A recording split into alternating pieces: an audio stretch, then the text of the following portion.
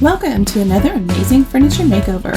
You are going to love this before and after, and I can tell you the after is going to blow your socks off. Now, we're starting with this mid-century modern dresser, and you're probably thinking, well, it doesn't look too bad. But let me tell you, this thing is filthy, and I mean disgustingly filthy. It's missing the back panel, which is not a big deal, and there's not a lot of missing veneer or scratches, but oh, is it so dirty. Now, that's just baking soda that I put in there, so don't worry about that white powder. I put that there to help neutralize and absorb some of the grime and smell. It smelled like it had been stored in a shed or a barn or somewhere for a very long time. It did have all the original hardware and layers of gross grime. I took the drawers out to check the integrity of the piece, and all of the dust panels are there and the center glides were in place.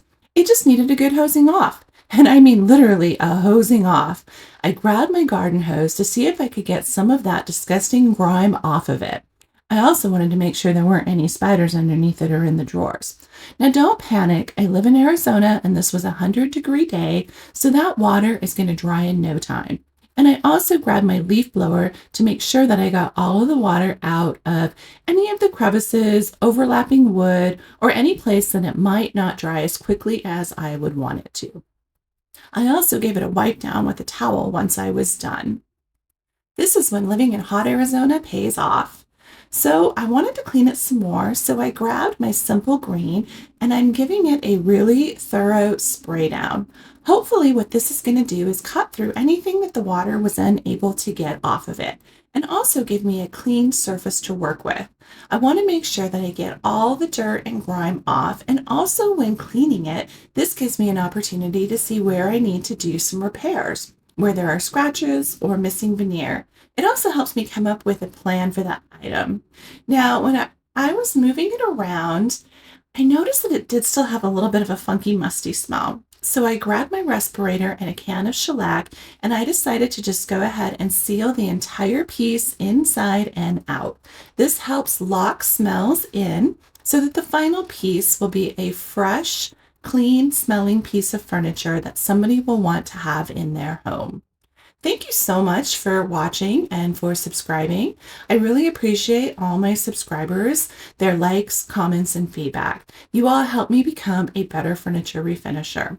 So now that it's cleaned and not looking too bad, I'm starting to get an idea of what I want to do for this piece of furniture. I love these mid-century tall boys, but they don't always sell real fast. So I need to think of a design that will make it extra special and stand out. So now that it has a coat of shellac to act as a primer, I'm going to cover the top of it with Dixie Belle chalk paint. This is the color Drop Cloth. Drop Cloth is a fantastic neutral paint that works really well with a variety of different wood stains. It is hot outside, so I sprayed some water on the furniture and on my brush with my misting bottle before dipping it into the paint. Get a nice amount of paint on your brush and then start brushing side to side. Now, chalk paint is very thick, which gives you a lot of control. You can really feel it going on to the piece of furniture, and you can also tell when it's starting to dry. Your bristles will start to drag, or you'll start to pick the paint up. So that's when you want to add a little bit of water. I want to give a shout out to a couple of my subscribers, Sherry Smith, Sophia Christo, and Linda Beals. Thank you all so much for following me and always letting me know what you think of my videos. I really do appreciate you and your feedback. Now we're going to add some of the paint to the sides of the top as well. You can see it's missing some veneer here, but I'm not too worried about that because I have a plan to cover up that missing veneer and give it a really cool design element. At the same time, I need to fix some of the drawers. So I'm using Quickwood. Quickwood is a product you can pick up at your local hardware store. It's a 2-part epoxy. It's best to wear gloves while doing this to protect your skin from chemicals. I like to mix it with my fingers until it gets nice, warm, and soft, kind of the consistency of chewing gum. Then you can put it in place, shape it, And you want to get it as smooth as possible and as even with the wood. That way, when you come back in to sand it, you have minimal sanding and you won't damage any of the veneer around it. I did notice some of the veneer was lifting around it, so I grabbed some wood glue to seal that and hold it down. Going to clean that up a little bit, and then I'm just going to put a clamp on it and let it dry nicely overnight. These tiny repairs won't be visible once I'm done. I'll either go over them with a wood-colored paint or with my design elements. So we're going to have some fun with this one. I've decided I'm going to do a geometric design on the front, and you can see that the edges of the drawers have a little bit of chipping and some scratching on them. So rather than worrying about those repairs, I'm just going to paint over them and incorporate the damaged areas into my design. I'm putting on painter's tape in the shape of 2 triangles that are coming together in the center. This is going to really visually draw the eye in, and it's going to connect these top 2 drawers together. I want to make sure that I put the tape down nice and smooth. I did measure before to find the exact center of the drawers. Now, in the past, I have tried to eyeball things, and I can tell you that doesn't always work. So take the time to grab your tape measure and find your center before you start doing any type of geometric design like this with your paint. And then really make sure you press that paint down really well, or you can put a little bit of sealer over it. On this project, I decided not to put the sealer. I felt like it would be okay, so fingers crossed. So once the tape is in place, I just gave it a very gentle sanding with my sanding pad and some 400 grit sandpaper, just to kind of prepare it for the paint and remove any little impurities.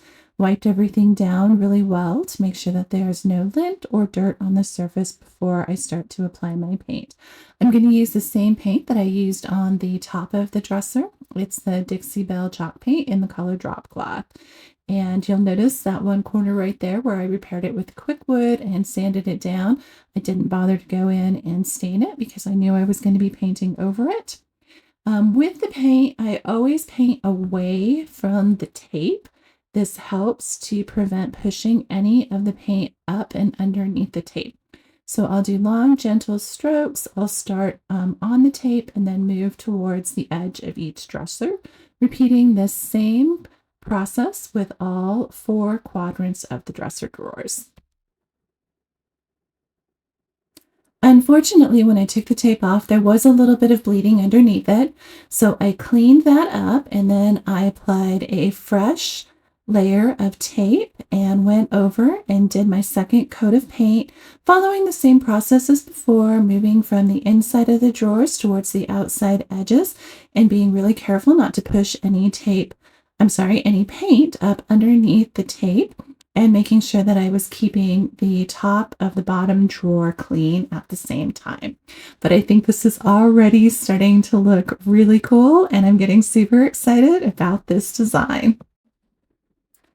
Now, some of my design choices come about as a way of both camouflaging flaws with the furniture and accentuating some of the details. So what I did is I bought these little pieces of wood trim at Home Depot, and I'm staining them a complementary color to the wood stain of the dresser. And then what I'm going to do is I'm going to apply these to the top of the dresser and to the sides of the middle and bottom, where you have that piece of wood that goes across the front of the dresser. I'm not going to apply them all the way across the front. I'm going to do it in a way that is going to draw the eye to the design features. I think it's going to look pretty cool. I've never tried anything like this before. If it looks terrible, I'll just take it off and repaint or restain. That's one of the fun things about doing this, is that it gives me an opportunity to be creative, to make mistakes, to learn, and to sometimes discover new things that I hadn't even imagined I could do. When I came in to look at the top and give it its final coat of paint, I really wasn't happy with some of the scratches that I could see through the paint. I know this is a vintage piece and some damage is to be expected, but I felt like this was something I could fix. So I grabbed some Quickwood, watered it down a little bit, and started filling in those scratches. I'm just going to put a thin layer of this across the top of the dresser anywhere that there's a scratch, a dent, or an area that needs filled. And then once it dries, I'll come back in, sand it smooth, and put some fresh paint over the top of it. And hopefully those scratches will either not be visible or be barely visible. I went ahead and added a layer of paint to the pieces of wood going across the center of the piece and the bottom of the piece in anticipation of adding a little bit of trim at each side. Once again, this is really giving the piece some visual interest, and I think it's going to make it stand out compared to as if I had just left it solid wood. Once the plastic wood dried on the top, I went in with my sanding block. Oh my goodness, please excuse my dog pooping in the background. Once I had that cleaned up, I went back in with a fresh coat of paint. Now I'm getting the trim that I painted earlier. I'm cutting it down to size so that I can come in and get ready to add that. But first, I want to go ahead and add just a little bit of stain to the parts of the dresser that are going to remain wood. Now, earlier in the video, you saw that I shellacked it, and you can actually kind of see in this clip my reflection in the piece of furniture so that you know that it has a lot of shine to it. So what I'm doing is I'm just kind of sanding very gently to remove any flaws here. There's a little bit of paint that came over onto the side. So I'm cleaning that up, getting any flaws out of it, any imperfections. And then what I'm going to do is I'm just going to come over it with a very light coat of a gel stain. Gel stain does not penetrate into the wood, but rather will sit on top of a surface like shellac, and I can control how much color. I'm not looking to change the color. I just want to do this to kind of clean up any imperfections and really just make it look new again. Bring back the color, give it a little bit deeper color, and kind of hide some of the flaws that it has acquired with age. Okay, now it's time to add the trim. I didn't worry about making the trim the exact same color as the dresser. I just wanted it to be a complementary color, and I actually like that it came out just a tad darker. Once again, it's all about kind of visual interest and the design. So here you can see I've cut a long piece to go across the front of it. I angled each of the corner with a 45-degree cut that is going to meet up with the pieces that I'm going to add on the side. So hopefully I'll have a nice, neat join at each corner. I'm using a little bit of painter's tape to kind of hold it in place while I grab a little nail that I'm going to nail in, and then I'll put little nails, 3 or 4 across the front to hold it in place. One thing that I learned while doing this project is that I really need a nail gun, because getting these little nails to go in straight and smoothly was a very long and tedious job that I don't want to do again. So if anyone's looking to give me a gift, I need a Ryobi nail gun, pin nailer. I'm totally joking.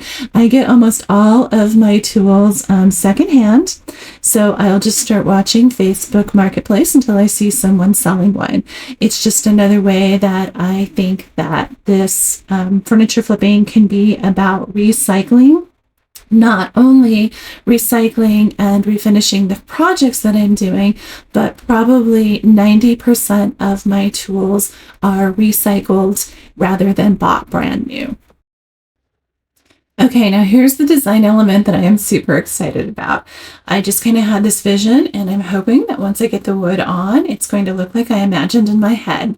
So what I'm doing is I'm applying the same trim that I applied to the top, but I'm only putting about a 3-inch piece coming onto the front and a 2-inch piece on the side. So that will completely cover the side part, but it just introduces it into the front. So following the same process, I'm getting it in place, and then I'm gently putting in my little nails. Once I have the nails in place, I will go over them with just a little dot of furniture paint in the same color as the wood so that the nails will be invisible. So I had to do two 45-degree cuts on this. I did the cut on the outside edge where it's going to meet the other piece of wood to form a 90-degree angle. And then I did a 45-degree cut on the side of it that points towards the interior of the dresser so that it points down and kind of goes smoothly into the front of the dresser rather than just having an abrupt edge on it. You'll see what I'm talking about in just a second. So I was doodling on some paper while having dinner with my husband the other night, telling him I felt like I just needed to add something more to the design, but I wanted to keep it super simple. So what I'm going to do is I'm going to do the outline of a diamond shape overlapping the two triangles. And I'm going to do this in a light tan paint that will be just a little bit different from the creamy white and hopefully kind of connect the white to the wood stain. Now, once again, in my head, this looks really good. Let's hope once I get it on the furniture that it looks like I imagined. So what I'm doing now is I'm carefully cutting my pieces of tape to outline just that thin little line that I want to fill in with the cream colored paint. So I'm just using a small watercolor paintbrush to add my tan color paint. You can see it's in the same color family as the drop cloth, but just a little bit different. I thought about using gold, and then I decided I didn't really want to commit myself to gold hardware. So that's when the idea of using a tan came into mind, because that will go with really any color of hardware that I decide to put on this. So just carefully painting over this, probably take about 2 coats of paint, paying special attention to where the lines are, where the paint and the stain meet, because there is a little bit of a ridge there, and I need to make sure that I cover that thoroughly with this paint that I'm applying. But I think this is really going to work. I mean, even with all the green tape in the way, I am already getting really excited about how this is going to look, and I can't wait to do the paint peel and the final reveal. All right, it is the moment of truth. Let's peel this tape off. Hopefully we're going to have some nice, smooth, clean, evenly matched lines. So far, so good. I love peeling off the painter's tape. This is probably one of my favorite parts of refinishing furniture, is this moment of revealing these perfectly smooth and straight paint lines. Just a little bit of cleanup there on the bottom, and now we'll take the tape off of the top part of it. And oh my gosh, this is so exciting. Take a look at this. I absolutely love it. So here's the original hardware that came with the set. I cleaned them up and I gave them a little bit of a gold coating, but I didn't love them. Honestly, I feel like these look like teeth. So I decided to go a different direction and do something very simple. First, I need to fill in the old holes. I should have done this in the beginning, but I thought I was going to use the original hardware.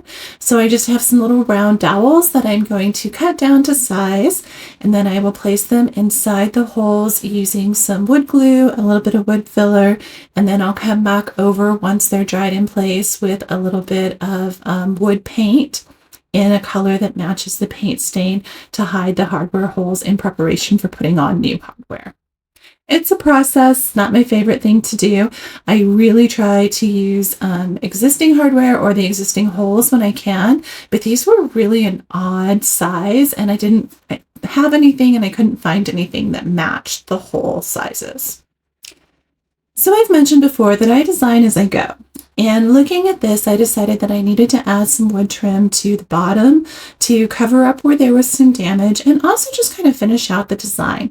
So I bought some wood trim that would match the trim I used on the top, but I wanted it to be a little bit bigger and wider. So you can see the product that I chose on the front of the dresser there. It's already in place. And now what I'm doing is I'm going to go in on each of the sides and I'm going to add some of the creamy white colored paint and a piece of wood trim just so that I carry that design on the front around each of the sides. I think this is just going to give it a finished and polished look. In order to make the piece more durable, I want to go ahead and add a protective top coat.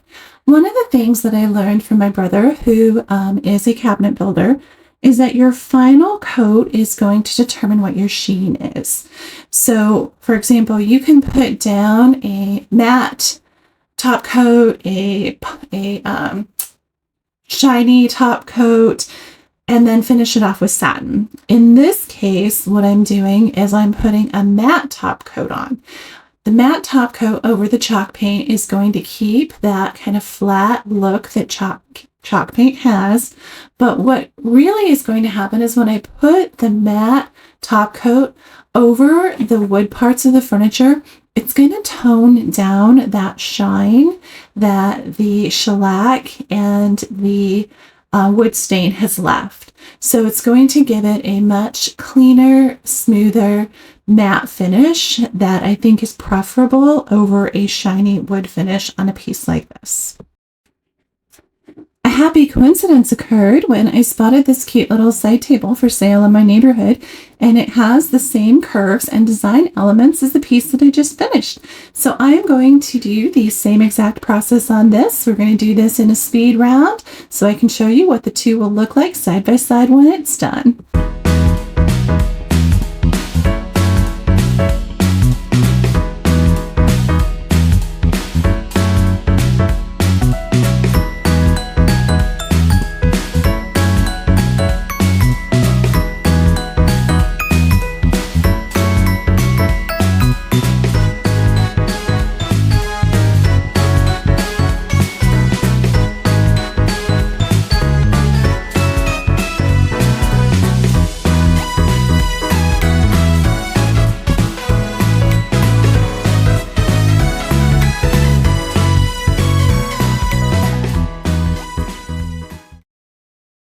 Last step for this piece of furniture is to replace the missing backboard. So I just picked up this large sheet at Home Depot. I measured, drew my lines, traced it with the piece of wood that I'm leaning my hand on, and then now I'm cutting a nice straight line with my jigsaw. Once I get it cut, I will use my sandpaper to go in and smooth that edge, and then I can apply it to the piece of furniture using my staple gun. Quick and easy thing to do if you ever see a piece of furniture missing a backboard. It's not expensive and it's not hard to replace it. All right, so do you remember where we started with this? Oh my goodness, look at it now. I am absolutely bonkers about this design. It's simple, but stunning. I love the wood trim. I think it added a lot. And I posted this on Facebook Marketplace and it sold the same night that I posted it. And I had multiple offers come in over the weekend. So thanks for watching. Make sure to hit like, subscribe, and tell me what you think about this furniture flip. I look forward to spending more time with you. This has been Carmen with Painted and Planted.